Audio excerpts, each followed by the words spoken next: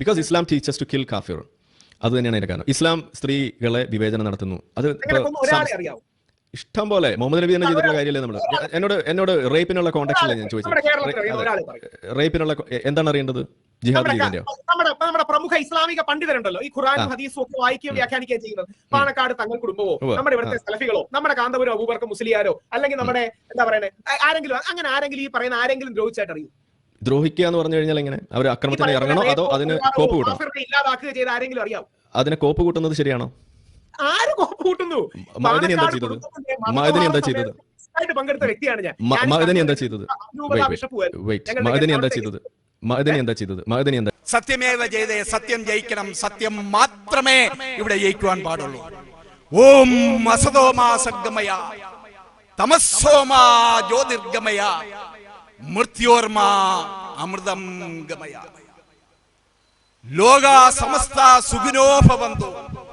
ലോകത്തിലെ സർവ്വ ചരാചരങ്ങൾക്കും ശാന്തിയും സമാധാനവും ഉണ്ടാകണമെന്നാണ്. അത് ഹിന്ദുവാകട്ടെ, മുസൽമാനാകട്ടെ, ക്രിസ്ത്യാനിയാകട്ടെ, മതമുള്ളവനാകട്ടെ, മതമില്ലാത്തവനാകട്ടെ, മനുഷ്യനാണോ ആ മനുഷ്യജാതികൾക്കെല്ലാം ശാന്തിയും സമാധാനവും ഉണ്ടാകണമേ. ഓം പൂർണ്ണമദ പൂർണ്ണമിദം പൂർണ്ണാൽ പൂർണ്ണമുദച്ഛതേ പൂർണ്ണസ്യ പൂർണ്ണമാദായ പൂർണ്ണമേവാവശിഷ്യതേ. ഓം ശാന്തി ശാന്തി ശാന്തി. മരക്കൊമ്പിൽ ഇണചേർന്നിരുന്ന കൗഞ്ചപ്പക്ഷികൾ ഒന്നിനെ അമ്പെയ്ത് വീഴ്ത്തിയ കാട്ടാളനോട് മാ നിഷാദ, അരുത് കാട്ടാള അരുത് എന്ന് മാനിഷാദ പാടിയ വാൽമീകി മഹർഷി പ്രദാനം ചെയ്യുന്ന ഹൈന്ദവ മതം. 18 പുരാണങ്ങളും രചിച്ചിട്ട് തൃപ്തി വരാതെ വ്യാസമഹർഷി മഹാഭാരതം രചിച്ചു. മഹാഭാരതം എടുത്ത് പരിശോധിച്ചാൽ, രാമായണം എടുത്ത് പരിശോധിച്ചാൽ, ഉപനിഷത്തുകൾ എടുത്ത് പരിശോധിച്ചാൽ അതിന്റെ വാക്കുകളിലോ വരികളിലോ മതസ്പർദ്ധ ഉണ്ടാക്കുന്ന, മതവികാരം ഉണ്ടാക്കുന്ന, മതവികാരമിളക്കി വിടുന്ന വാക്കുകളോ വരികളോ നമുക്ക് കാണാൻ കഴിയില്ല.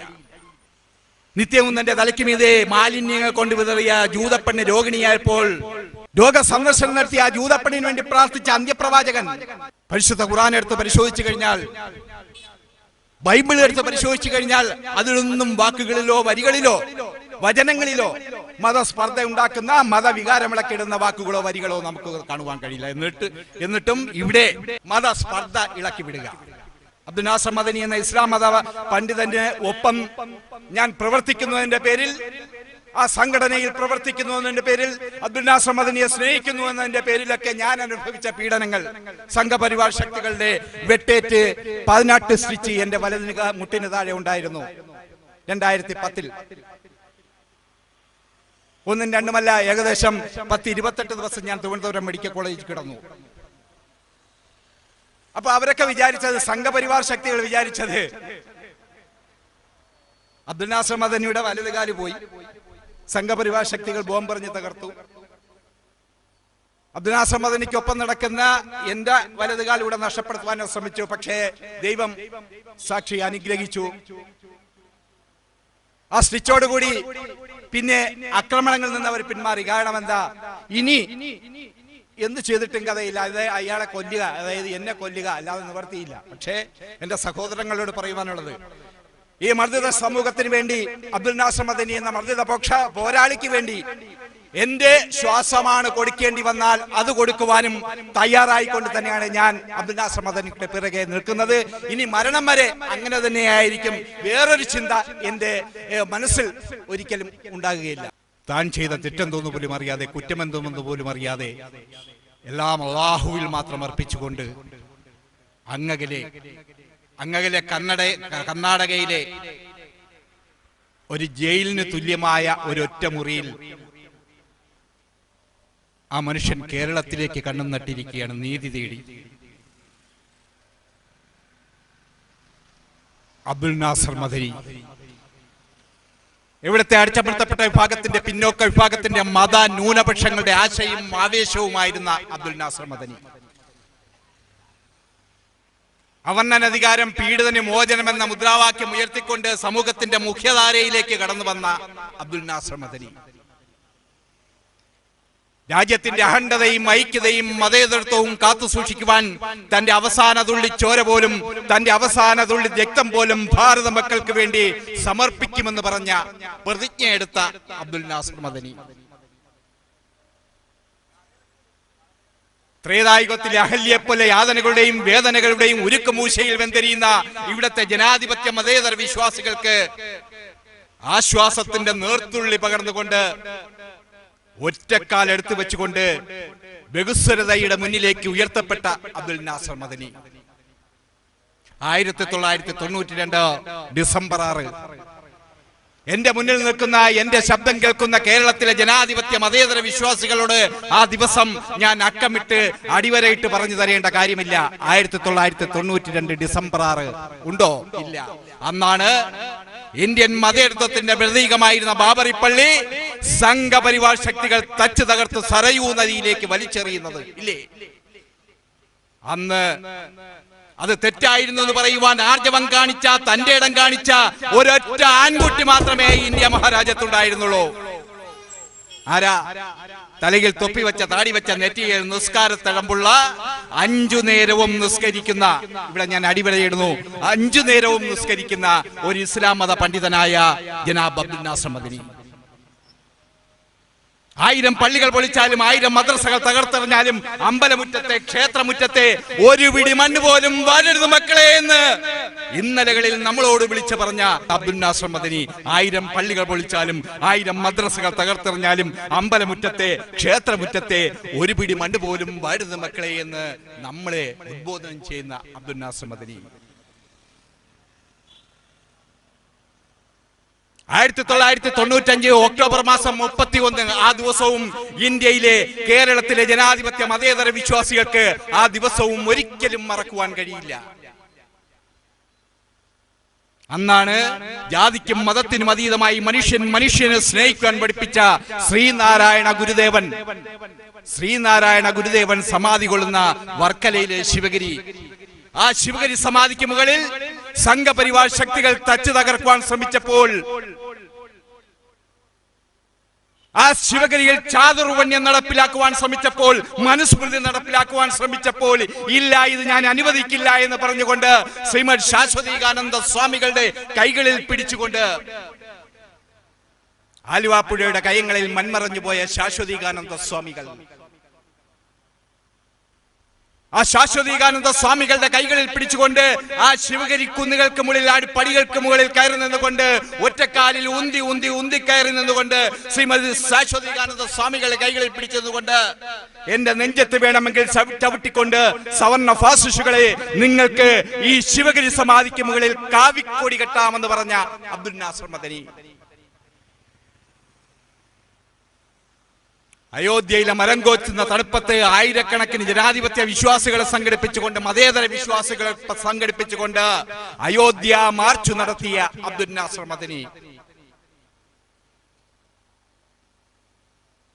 രാജ്യത്തിന്റെ അഖണ്ഡതയും ഐക്യതയും മതേതരത്വവും കാത്തു സൂക്ഷിക്കുവാൻ തന്റെ അവസാന തുള്ളി ചോര പോലും ഭാരത മക്കൾക്ക് വേണ്ടി സമർപ്പിക്കുമെന്ന് പ്രതിജ്ഞയെടുത്ത അബ്ദുൽ നാസർ മദനി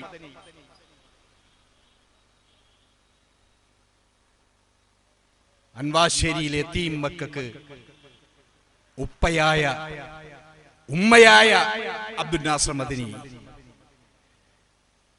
ആ മർദ്ദിതപക്ഷ പോരാളി ഇന്ന് എവിടെയാണെന്ന് ഞാൻ പറയാതെ നിങ്ങൾക്ക് എവർക്കും അറിയാം. പതിറ്റാണ്ടുകളായി, നൂറ്റാണ്ടുകളായി നീതി നിഷേധിക്കപ്പെട്ട് എല്ലാവിധ ഭരണകൂട ഭീകരതകൾക്കും വിധേയനായ മനുഷ്യൻ എല്ലാ പീഡനങ്ങളും അനുഭവിച്ചുകൊണ്ട് കർണാടകയിലെ ഒരു ജയിലിന് തുല്യമായ ഒരൊറ്റ മുറിയിലാണ് മനുഷ്യൻ. നിങ്ങൾ ഓർക്കണം, 1998 മാർച്ച് മാസം 31 അന്നാണ് അബ്ദുൽ നാസർ മദനിയെ കോയമ്പത്തൂർ ബോംബ് സ്ഫോടന കേസിലെ പ്രതി എന്ന് പറഞ്ഞുകൊണ്ട്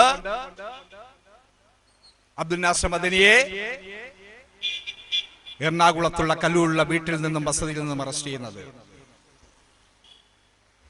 എന്റെ സഹോദരങ്ങളൊന്ന് ചിന്തിക്കണം, എന്റെ ഗുരുനാഥന്മാർ ഇത് കേൾക്കണം, മനസ്സിലാക്കണം.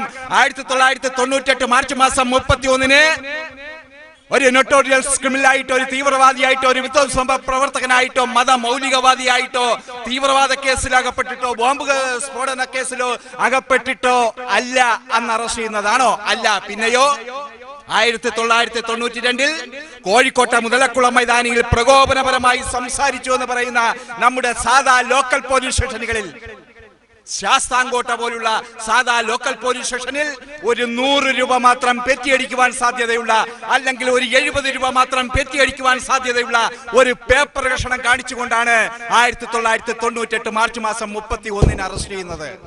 കോയമ്പത്തൂർ ബോംബ് സ്ഫോടന കേസിലെ പ്രതി എന്ന് പറഞ്ഞുകൊണ്ടല്ലായിരുന്നു. പിന്നെയോ 92 കോഴിക്കോട്ടെ മുതലക്കുളം മൈതാനിയിൽ പ്രകോപനപരമായി സംസാരിച്ചു എന്ന് പറയുന്ന ഒരു 100 രൂപ മാത്രം, അല്ലെങ്കിൽ അന്ന് 70 രൂപ പെറ്റിയടിക്കുന്നത്. ആ കേസിന്റെ പേരിലാണ് അബ്ദുൽ നാസർ മദനിയെ അന്ന് അറസ്റ്റ് ചെയ്യുന്നത്. എന്നിട്ട് എന്താ ഉണ്ടായത്? പിറ്റേ ദിവസം അദ്ദേഹത്തെ കോയമ്പത്തൂർ ബോംബ് സ്ഫോടന കേസിലുമായി കണക്ട് ചെയ്തുകൊണ്ട് അദ്ദേഹത്തെ നേരെ തമിഴ്നാട്ടിലെ സേലം സെൻട്രൽ ജയിലിലേക്ക് കടത്തുകയായിരുന്നു. ഒരു ഇന്ത്യൻ പൗരനെ അറസ്റ്റ് ചെയ്താൽ 90 ദിവസങ്ങൾക്കകം ജാമ്യം കൊടുക്കണമെന്ന വ്യവസ്ഥ നിലനിൽക്കുന്ന ഈ ഇന്ത്യ മഹാരാജ്യത്ത് 1000 കുറ്റവാളികൾ രക്ഷപ്പെട്ടാലും ഒരു നിരപരാധി പോലും ശിക്ഷിക്കപ്പെടരുന്ന ആപ്തവാക്യം നിലനിൽക്കുന്ന ഇന്ത്യ മഹാരാജ്യത്ത് 2 തരം പീനൽ കോഡുകളില്ലാത്ത, 2 തരം പൗരന്മാരില്ലാത്ത, 2 തരം നിയമ സംവിധാനങ്ങളില്ലാത്ത ഈ ഇന്ത്യ മഹാരാജ്യത്ത് അബ്ദുൽ നാസർ മദനി എത്ര കാലമാ ആ തമിഴന്റെ തടവറയിലിട്ട് പീഡിപ്പിച്ചത്? 10 വർഷക്കാലം ആ തമിഴന്റെ തടവറയിലിട്ട് പീഡിപ്പിച്ചു. എന്നിട്ട് എന്തെങ്കിലും കണ്ടെത്തുവാൻ കഴിഞ്ഞില്ല. കണ്ടെത്തുവാൻ കോടതിക്കോ ഇവിടത്തെ നിയമ സംവിധാനങ്ങൾക്കോ കഴിഞ്ഞില്ല. പിന്നെ എന്താ സംഭവിച്ചത് നിങ്ങൾക്കറിയാം. അബ്ദുൽ നാസർ മദനിയെ ഹൃദയത്തോട് ചേർത്ത് വെക്കുന്ന, നെഞ്ചോട് ചേർത്ത് വെക്കുന്ന, നിങ്ങളുടെ ഊണിലും ഉറക്കത്തിലും പ്രാർത്ഥനകളിലും ഉൾപ്പെടുത്തുന്ന ആ മനുഷ്യനെ കുറിച്ച്, പ്രിയപ്പെട്ട ഉസ്താദിനെ കുറിച്ച് ഞാൻ പറയാതെ എന്റെ സഹോദരങ്ങൾക്കറിയാം. രാജ്യത്തിന്റെ അഖണ്ഡതയും ഐക്യതയും നിലനിൽക്കേണ്ട ഇന്ത്യ മഹാരാജ്യത്ത് നിരപരാധിയായ ഒരു മനുഷ്യനെ 10 വർഷക്കാലം ആ തമിഴന്റെ തടവറയിലിട്ട് പീഡിപ്പിച്ചു. കൊല്ലം ജില്ലയിലെ കുന്നത്തൂരിലെ പഞ്ചായത്ത് ഓഫീസിന്റെ മുന്നിൽ, പഞ്ചായത്ത് പ്രസിഡന്റിന്റെ മുന്നിൽ മുതൽ പൊന്നുതമ്പുറാക്കന്മാർ ഇരിക്കുന്ന പാർലമെന്റ് മന്ദിരത്തിന്റെ മുന്നിൽ വരെ ഒരു 10 കാലം നീതി തേടിയുള്ള യാത്രയിലായിരുന്നു ഞാനും നിങ്ങളും. 10 വർഷക്കാലം ഞാനും നിങ്ങളും എന്ന് പറയുമ്പോൾ നിങ്ങൾക്കറിയാം, വിനീതനായ എന്നെ കുറിച്ച് പ്രത്യേകം പറഞ്ഞു തരേണ്ട കാര്യമില്ല. 1993 ഞാൻ രാഷ്ട്രീയത്തിലേക്ക് കടക്കുന്നില്ല. 1993 ഏപ്രിൽ മാസം 14 ഇത് സോളിഡാരിറ്റി എന്ന നമ്മുടെ ഒരു സഹോദര സംഘടന തന്നെയാണ്, അവർ നടത്തുന്ന പരിപാടിയാണ്. അതുകൊണ്ട് ഞാൻ രാഷ്ട്രീയത്തിലേക്ക് കടക്കുന്നില്ല. 1993 ഏപ്രിൽ മാസം 14 അബ്ദുൽ നാസർ മദനി അവർണ്ണനാധികാരം പീഡിതന് മോചനം എന്ന മുദ്രാവാക്യം ഉയർത്തിപ്പിടിച്ചുകൊണ്ട് PDP എന്ന രാഷ്ട്രീയ പ്രസ്ഥാനത്തിലേക്ക് അദ്ദേഹം ഈ PDP എന്ന രാഷ്ട്രീയ പ്രസ്ഥാനത്തിന് ജന്മം കൊടുക്കുമ്പോൾ 100% സവർണനായ ഞാൻ, അമ്പലമണികളുടെയും വേദമന്ത്രങ്ങളുടെയും വേദ മന്ത്രോച്ചാരണങ്ങളുടെയും ഇടയിൽ ജനിച്ചു വീണ ഞാൻ,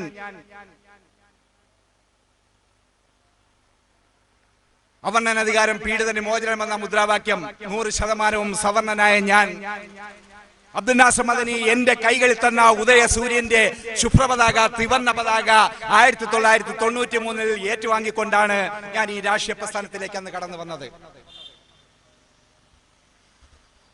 വർഷം 3 പതിറ്റാണ്ട് 30 വർഷങ്ങൾ പിന്നിടുന്നു.